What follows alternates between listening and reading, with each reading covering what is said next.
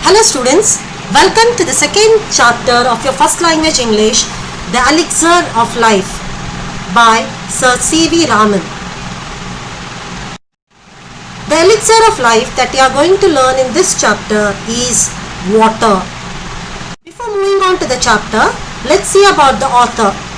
Sir C.V. Raman was an Indian physicist whose contribution to Indian science is remarkable. Sir C.V. Raman was born in 1888 in Tamil Nadu. He was born as Chandrasekhara Venkata Raman. He had a keen interest in science even from his boyhood days. For his famous discovery called the Raman effect, he was awarded the Nobel Prize for Physics in 1930. King George knighted him for his contribution to physics. It means he was awarded the title of Sir. The government of India awarded him with our country's highest civilian award, the Bharat Ratna, and the Soviet Union honored him with the International Lenin Prize in 1957. His contribution for the growth and development of science in our country is remarkable.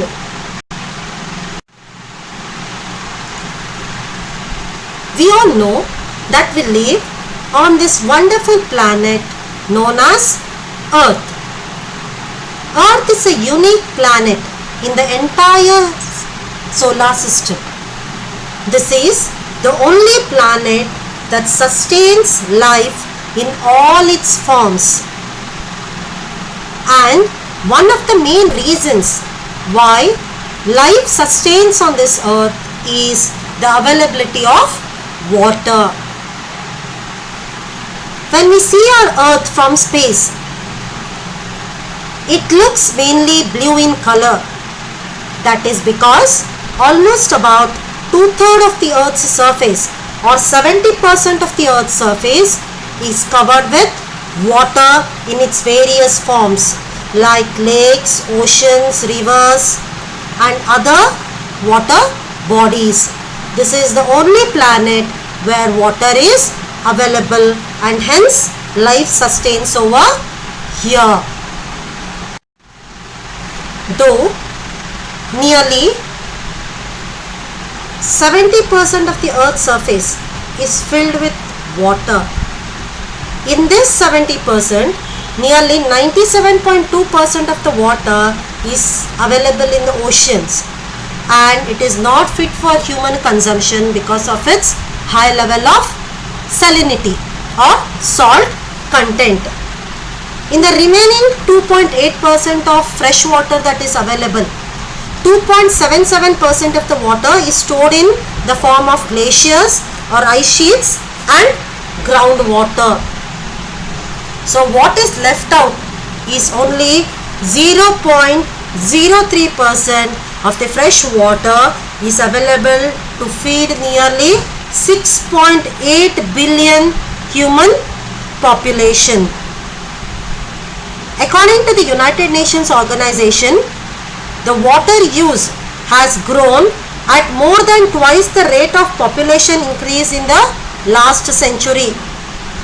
It is estimated that by 2025, about 1.8 billion people will live in areas plagued by water scarcity, with 2/3 of the world's population living in water-stressed region as a result of use, growth and climate change. The challenge we now face is we head into a future of how we can effectively conserve, manage and distribute water, whatever is available with us. And that's the reason why it is said that in case if a third world war breaks, the reason will be scarcity of water. It is with this background that we will be learning this chapter, the elixir of life. We shall now begin the lesson. Man has through the ages sought in vain for an imaginary elixir of life, the divine Amrita, to to confer immortality. This means that from earlier times, man always wished to be immortal. Immortal in Kannada means Amaratva. One who doesn't die is called as immortal. So only the writer says, man has through the ages sought in vain, means without any success. He has always been searching for an imaginary elixir of life. Elixir means a liquid substance with a magical power to prolong life indefinitely. In Kannada you call it as Amruta. People believe that if they get this Amruta and if they drink it, they will remain forever. They won't die. So from ancient times, man has been in search of for this elixir to keep him immortal always. Immortal means eternal life. In Kannada you call it as Amaratva. But the true elixir of life lies near to our hands, for it is in the commonest of all the liquids, that is plain water. But the writer says the true elixir of life or the true Amrita of life is very near to us. It is the most commonest of all the liquids available. It is none other than water. So according to the author, water is the elixir of life. Though this elixir doesn't help us to remain immortal forever, it is this elixir that helps in the sustenance of life. I remember one day standing on the line which separates the Libyan desert from the valley of the Nile in Egypt. The writer had once been to Egypt in Africa, and once when he had been there, he remembered standing on the line which separates, means he had been to a place and that place separated the Libyan desert from the Nile valley.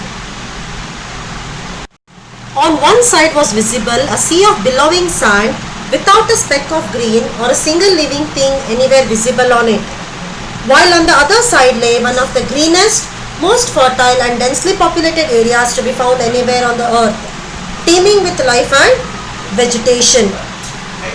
When the author stood on the line in Egypt that separates the Nile valley from the Libyan desert, he saw that on one side there was a sea of billowing sand, means a huge area of sand. There was not even a speck of green, means there was no greenery at all over there. Neither was there any living thing visible. While on the other side there was a totally contrasting or opposite scene.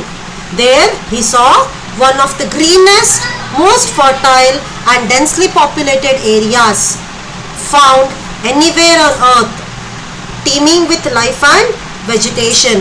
Teeming with life and vegetation means bubbling with life and vegetation. So on one side there was a complete desert area with no life and vegetation, whereas on the side where the river Nile flew, there it was a complete fertile and densely populated area with life and vegetation. What made this wonderful difference? Why? It is the water of the river Nile flowing down to the Mediterranean from its source a couple of thousand miles away. The reason why there was greenery on one side and fertility on one side and barrenness of the sand on the other. The reason was the river Nile. Geologists tell us that the entire soil of the Nile Valley is the creation of the river itself. So according to geologists, the Nile Valley is a result of the river Nile itself. Geologists are people who study about different earth processes like landslides, floods, earthquakes and others. In Kannada you call geologists as Bhuvijnanigalu.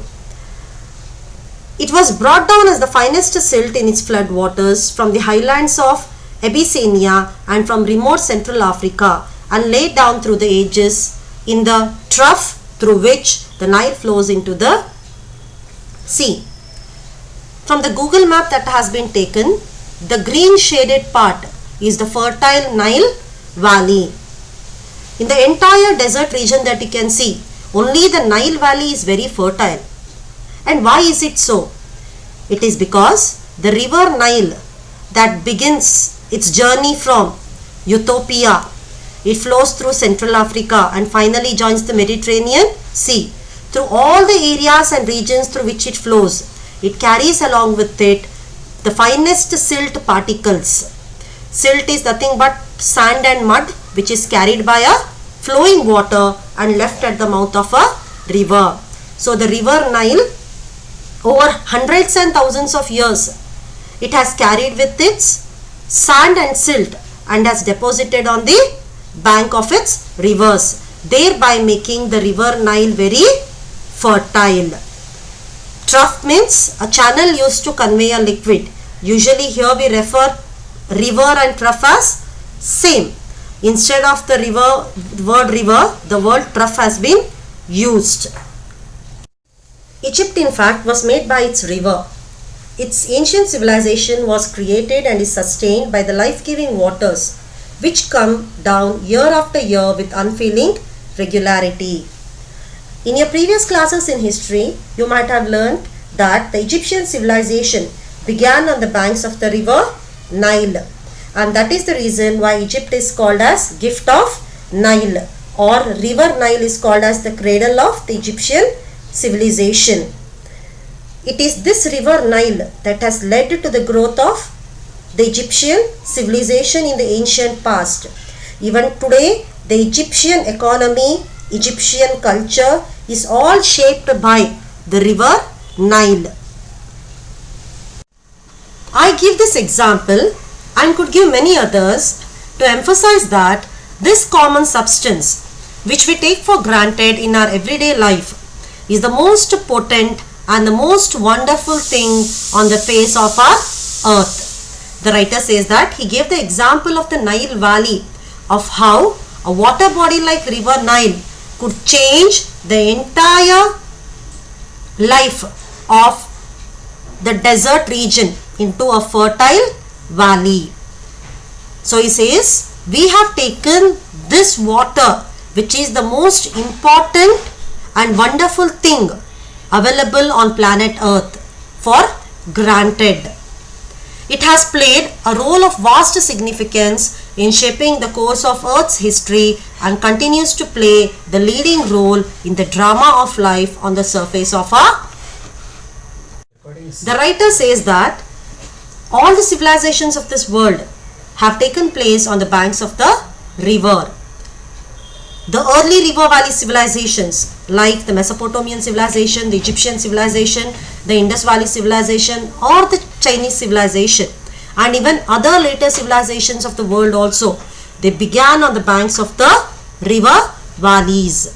And even today, water plays a very important role in shaping the economy and culture of the people.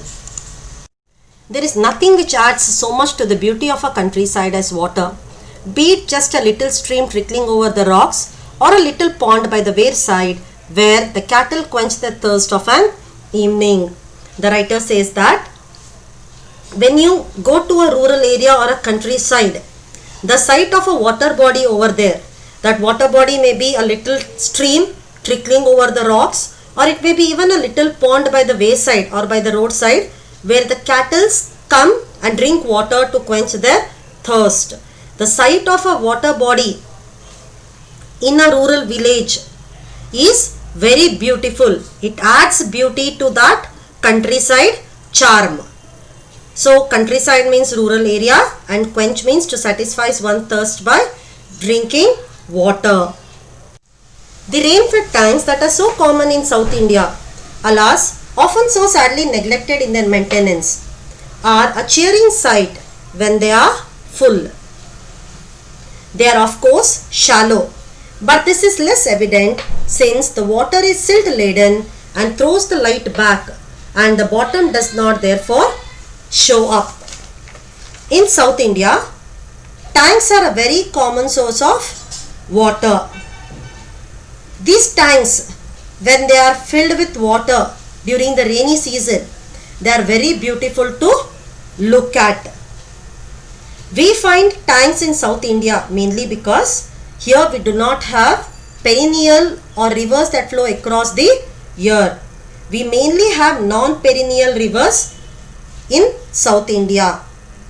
Therefore, tanks are an important source of irrigation. However, the sad part is that these tanks are not maintained properly. They are neglected by the authorities. If desilting or removing of silt is not done from time to time, the water holding capacity of the tank decreases. These tanks are shallow. They are not deep. The opposite of the word shallow is deep. These tanks are not deep. They are very shallow. However, we cannot make out that the tank is not deep because of the reflection of light. The reflection of light makes the tank looks deeper. We cannot see the silt at the bottom surface of the tank. And these tanks are a very beautiful sight to look at during the rainy season when they are filled with water. These tanks play a vital role in South Indian agriculture. Some of these tanks are surprisingly large and it is a beautiful sight to see the sunrise or set over them. These tanks, they play a very important role in providing water for agriculture. They are an important source of irrigation in South India. And these tanks are very beautiful to look at, especially during sunrise and sunset time. Many people tend to go over to see the sunrise and sunset near these tanks. For example, in Bijapur we have Butnad tank and it is a very important source of water supply to our city. Water in the landscape may be compared to the eyes in a human face. It reflects the mood of the hour, being bright and gay when the sun shines, turning to dark and gloomy when the sky is overcast. The writer here makes a comparison to the water in a landscape to the eyes in a human face. Landscape means all the visible features of an area of land is known as landscape. Our human eye reflects our feelings and emotions. We can see a sparkle in our eyes when we are filled with happiness, and our eyes look gloomy when we are sad or unhappy. Similarly, the author compares the water in the landscape to our eyes. When it is bright and sunny, the water bodies look bright. When the sky is overcast with clouds, the water bodies look dark and dull. So we shall now recapitulate once what we have learnt so far. We have learnt that from earlier times, man has always made futile attempts to seek an imaginary elixir of life, the divine Amrita.